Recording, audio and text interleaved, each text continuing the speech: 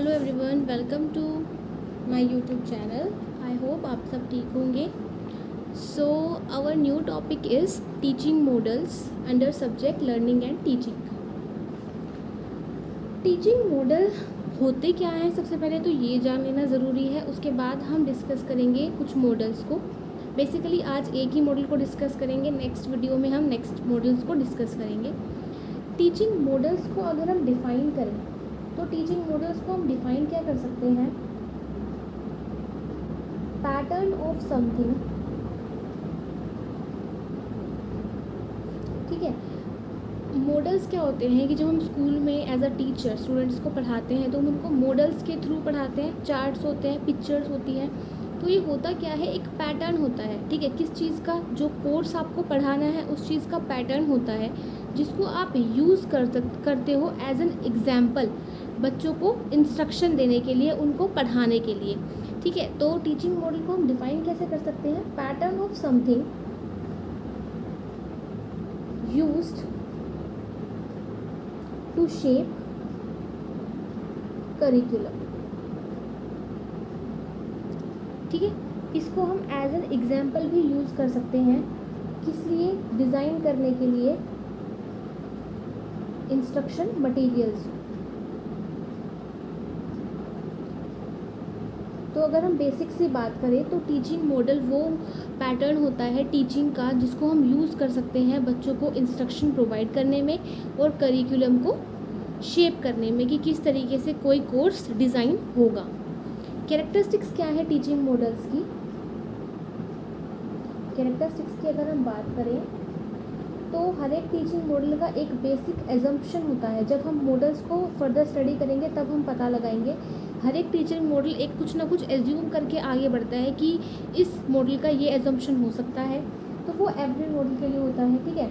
Next is individual difference. Teaching model जो होता है वो डिपेंड होता है इंडिविजुअल डिफरेंस पे। आप जो बच्चों को पढ़ाते हैं या फिर आप जिस तरीके से बच्चों को पढ़ाते हैं वो बच्चों के अंदर इंडिविजुअल डिफरेंसेस को ध्यान में लेकर आप उनको पढ़ाते हैं ऑब्वियसली। तो इंडिविजुअल डिफरेंसेस पे बेस्ड होता है, इंटरेस्ट पे बेस्ड होता है। आप कुछ चीज़ बच्चों को पढ़ा रहे हो तो ऑब्वियसली आप चाहोगे कि इसमें उनका इंटरेस्ट बने, ठीक है। तो यूज़ ऑफ इंटरेस्ट, थिंकिंग, आपकी थिंकिंग पे बेस्ड हो कि जो आप पढ़ाओ वो बच्चों को समझ में आए, वो उस पर अपनी थिंकिंग वो उससे कुछ चीज़ सोच सके, ठीक है। ये कुछ 4 से 5 आपके फिलॉसफी पे बेस्ड होता है। टीचर की पर्सनालिटी को शो करते हैं कि टीचर कौन से मॉडल को यूज़ करती है, ठीक है। तो ये कुछ बेसिक मॉडल्स हैं टीचिंग के। अब जो हमने मेन जो मॉडल पढ़ना है वो है हमारा Glazer teaching model. Glazer basic teaching model. पहली बात तो इसको ग्लेजर क्यों बोलते हैं? क्योंकि इसको जो दिया था इसको दिया था आपके रॉबर्ट ग्लेजर ने। कब दिया था? 1962 में। तो इन्हीं के नाम पे इस मॉडल का नाम पड़ा। बेसिक क्यों बोलते हैं? क्योंकि ये हर टीचिंग प्रोसेस में यूज़ होता है, ठीक है। एंटायर टीचिंग प्रोसेस को ये मॉडल एक्सप्लेन करता है, ठीक है, एक्सप्लेन करता है, इसलिए इसको बेसिक और टीचिंग मॉडल, क्योंकि ये एक टीचिंग मॉडल है। तो अगर हम इसको ब्रेक करके पढ़ें तो ग्लेजर, क्योंकि रॉबर्ट ग्लेजर ने अपने नाम पे इस मॉडल को दिया है। बेसिक, क्योंकि ये पूरे टीचिंग प्रोसेस को एक्सप्लेन करता है। ग्लेजर बेसिक टीचिंग मॉडल ये एक साइकोलॉजिकल मॉडल है,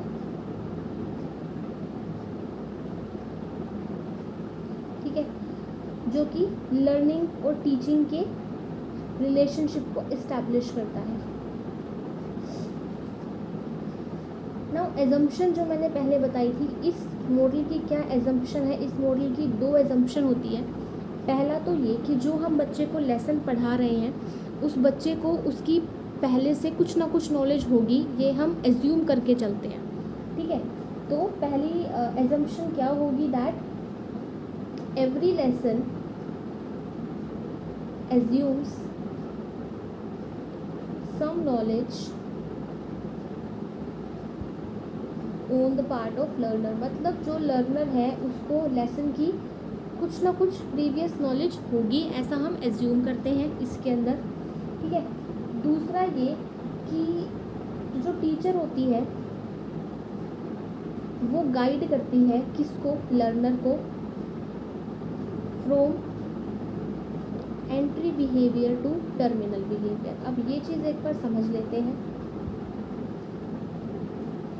जो टीचर होती है, एंट्री बिहेवियर मतलब जब आप बच्चे को इंस्ट्रक्शन देते हैं या आप इन्हें कोई चीज़ समझाते हैं तो उससे पहले आप उनके बारे में जानते हैं कि उनको कितनी इस बात की नॉलेज है, ठीक है। तो वो आप चेक करते हैं, वो होता है आपका एंट्री बिहेवियर, कि आपने उस प्रोसीजर में, जो आपको पढ़ाने का पूरा प्रोसीजर होता है उसके अंदर आपने एंट्री की, ठीक है। आप बच्चों की प्रीवियस नॉलेज को जान रहे हो। फिर अपनी इंस्ट्रक्शन से टीचर उसको क्या करती है, टर्मिनल बिहेवियर पे लेके आती है। मतलब जो टीचर को पढ़ाना था वो उन्होंने जो उनका बेसिक एम था पढ़ाने के पीछे, या फिर बच्चे के बिहेवियर में कोई चेंज लाना था, तो वो टर्मिनल बिहेवियर में देखा जाता है कि बच्चे ने वो चीज़ अचीव कर ली या नहीं की है। तो एंट्री बिहेवियर मतलब स्टार्टिंग होती है यहाँ से, और टर्मिनल बिहेवियर यहाँ पे उनका एंड होता है, ठीक है। कंपोनेंट्स होते हैं इसके 4। कंपोनेंट्स की बात करें तो 4 कंपोनेंट्स होते हैं। पहला होता है इंस्ट्रक्शन ऑब्जेक्टिव,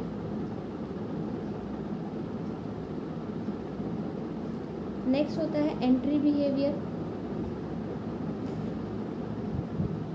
थर्ड होता है instruction procedure, and last is performance assessment. Fine. तो पहले हम बात करेंगे इंस्ट्रक्शन ऑब्जेक्टिव की। इसका मेन, आप कोई चीज़ बच्चे को पढ़ाते हो तो आप किसी एम से पढ़ाते हो, ठीक है। आपको कोई टॉपिक उनको एक्सप्लेन करना है तो आपका ये एम होता है कि बच्चे को लास्ट में ये टॉपिक समझ में आए, ठीक है। या फिर हम इसमें बच्चे की बिहेवियर को यहाँ पे ज़्यादा इम्पोर्टेंस दी गई है कि जो हम उनको पढ़ाते हैं वो उनके बिहेवियर टर्म्स के बेसिक पे उनको नॉलेज देते हैं, ठीक है। तो कुछ ना कुछ टीचर का ऑब्जेक्टिव होता है बच्चे को पढ़ाने के लिए, तो वो होता है इंस्ट्रक्शन ऑब्जेक्टिव। इंस्ट्रक्शन मतलब जो आपको उन्हें इंस्ट्रक्ट करना है उसका कुछ ना कुछ ऑब्जेक्टिव है कि बच्चे को वो चीज़ समझ में आए, या जो आप बिहेवियर बच्चों के अंदर डेवलप करना चाहते हैं वो उनके अंदर डेवलप हो। तो ये आपका ऑब्जेक्टिव होता है। ऑब्जेक्टिव मतलब आपका पढ़ाने के पीछे लक्ष्य क्या है, एम क्या है। Next is entry behaviour. Entry behaviour मैंने पहले भी एक्सप्लेन किया था। एंट्री बिहेवियर में होता क्या है, आप बच्चे की नॉलेज को चेक करते हैं बिफोर गिविंग इंस्ट्रक्शन। मतलब इंस्ट्रक्शन को देने से पहले आप बच्चे की नॉलेज को चेक करते हैं कि उसे कितनी नॉलेज है उस चीज़। तो इसमें क्या करेंगे, हम बच्चों के उनकी प्रीवियस नॉलेज चेक करेंगे, उनकी इंटेलेक्चुअल एबिलिटी चेक करेंगे, उनके लर्निंग स्टाइल चेक करेंगे, ठीक है। मेरे को आपको कोई टॉपिक एक्सप्लेन करना है तो मैं पहले ये देखूंगी कि आपको उस बारे में कितनी नॉलेज है, आप किस तरीके से उस चीज़ को पढ़ते हैं, ठीक है। ये पूरी हम एक एज अ स्टोरी, जब ये चारों कंपोनेंट्स ख़त्म हो जाएंगे तब हम करेंगे कंप्लीट। अभी इन कंपोनेंट्स को इंडिविजुअली समझ लेते हैं। Next is instruction procedure. Procedure मतलब किस चीज़ को करने के स्टेप्स। तो इसमें आते हैं आपके टीचिंग प्रोसेस, आप किस तरीके से बच्चे को पढ़ाते हैं, ठीक है। यूजिंग लेक्चर मेथड, आप लेक्चर के थ्रू उनको पढ़ा सकते हैं, आप उनको पीपीटी के थ्रू पढ़ा सकते हैं, आप उनको कंप्यूटर आईसीटी के थ्रू आप उनको एक्सप्लेन कर सकते हैं चीज़ें, ठीक है। और क्या कर सकते हैं, एग्जाम्पल्स दे के हम उनको पढ़ा सकते हैं। तो ये होता है कि आप किस तरीके से अपने इंस्ट्रक्शन को कन्वे कर रहे हैं। Next is performance assessment. अब परफॉर्मेंस असेसमेंट, तो किसकी परफॉर्मेंस को आप असेस करोगे, किसकी परफॉर्मेंस को आप चेक करोगे, स्टूडेंट्स की। तो जो आपने इंस्ट्रक्शन दी है उसके बाद आप बच्चे से क्वेश्चन पुट अप करोगे, ठीक है, कि उन्होंने इस चीज़ को कितना समझा, कितना नहीं समझा। तो ये क्या करेगा, एज अ फीडबैक वर्क करेगा बच्चे के लिए भी, कि वो कहाँ पे स्टैंड करता है या फिर उसको कहाँ पे और चीज़ पढ़ने की ज़रूरत है। और एज अ टीचर आपको भी कि कहीं आपकी स्ट्रेटजीज़ में तो कोई कमी नहीं है। तो अगर मैं आपको एक जनरल एग्जांपल दूँ तो मानो कि मुझे स्टूडेंट के अंदर एक बिहेवियर चेंज करना है, ठीक है।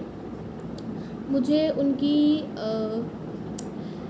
उनकी लर्निंग स्टाइल कुछ कमी लगती है, ठीक है, मेरे को वो चेंज करनी है। तो मेरा इंस्ट्रक्शन ऑब्जेक्टिव क्या हुआ, कि मेरे को उनके बिहेवियर में पर्टिकुलर कौन सा बिहेवियर, ये वाला बिहेवियर, मान लो डिसिप्लिन में चेंज करना है, बच्चे बहुत शरारती हैं, ठीक है, या फिर उनकी कुछ लर्निंग स्टाइल्स में मेरे को चेंज करना है, तो लेकिन पॉजिटिव चेंज, तो वो आ जाएगा मेरा एम। उसके बाद एंट्री बिहेवियर, अब मैं बच्चों के बारे में जानूंगी पहले, ठीक है, अपना बच्चों को बिहेवियर चेंज करने से पहले उनके बारे में जानूंगी कि उनका बिहेवियर कैसा है, ठीक है, वो कैसे क्लास में बिहेव करते हैं, कैसे बाकी स्टूडेंट्स के साथ बिहेव करते हैं, कैसे टीचर्स के साथ। तो ये जो इंस्ट्रक्शन मेरे काम करने से पहले उनको जानना, entry behaviour. Instruction procedure, now मैंने उनको जान लिया, मुझे पता है मेरे को कहाँ कहाँ पे क्या क्या इंस्ट्रक्शन उनको प्रोवाइड करनी है, तो वो हो जाएगा मेरा इंस्ट्रक्शन प्रोसीजर कि मैं किस तरीके से कैसे स्टेप्स लेके उनका बिहेवियर में चेंज लाती हूँ। परफॉर्मेंस असेसमेंट, अब जो भी मैं चाहती थी वो मुझे अचीव हुआ या नहीं हुआ, मैं बच्चों से पूछूंगी, उनसे क्वेश्चंस पुट अप करूँगी, ठीक है, कि आप ऐसे ऐसे, तो फिर वो मैं वहाँ पे क्या करूँगी, उनको असेस करूँगी। ऐसे ही हम ले सकते हैं कि मेरे को बच्चों को टॉपिक एक्सप्लेन करना है, तो वो मेरा होगा इंस्ट्रक्शन ऑब्जेक्टिव, मेरे को आज पोल्यूशन एक्सप्लेन करना है। अब मैं उनसे पोल्यूशन के बारे में पहले कुछ पूछूंगी कि आपको इस बारे में कितना कुछ पता है। उसके बाद मैं अपनी तरीके से उनको पढ़ाऊँगी, जैसे मैंने मान लो प्रेजेंटेशन बना रखी है, तो उस तरीके से फिर मैं उनका छोटा सा टेस्ट लूँगी, जिससे उनको पता चलेगा कि उन्होंने कितना समझा, और मुझे पता चलेगा कि मुझे अपनी स्ट्रेटजीज़ में क्या क्या चेंज लाने हैं। तो ये चारों आपस में इंटरेक्ट करके एक मॉडल को इस्टेब्लिश करते हैं, और उस मॉडल को बोलते हैं ग्लेजर बेसिक टीचिंग मॉडल, ठीक है। टर्मिनल बिहेवियर एक एंड प्रोडक्ट होता है। अब जो मेरे को प्रॉब्लम समझानी थी उन्हें, मैंने मान लो पोल्यूशन था, या जो मैंने बिहेवियर उनके अंदर चेंज लाया था वो हुआ या नहीं हुआ, तो टर्मिनल बिहेवियर से ही पता चलता है। इसलिए टर्मिनल बिहेवियर एक एंड प्रोडक्ट होता है, ठीक है। एक ऑब्जेक्टिव होता है इंस्ट्रक्शन का, प्रोसीजर आप जो उसको इंसर्ट करने में लगाते हो, उससे क्या कोई डिफाइनेबल चेंज आ रहा है स्टूडेंट के बिहेवियर में या नहीं आ रहा है, वो आपको टर्मिनल बिहेवियर बताता है। एंड प्रोडक्ट क्या है आपकी पूरी इंस्ट्रक्शन को देने का।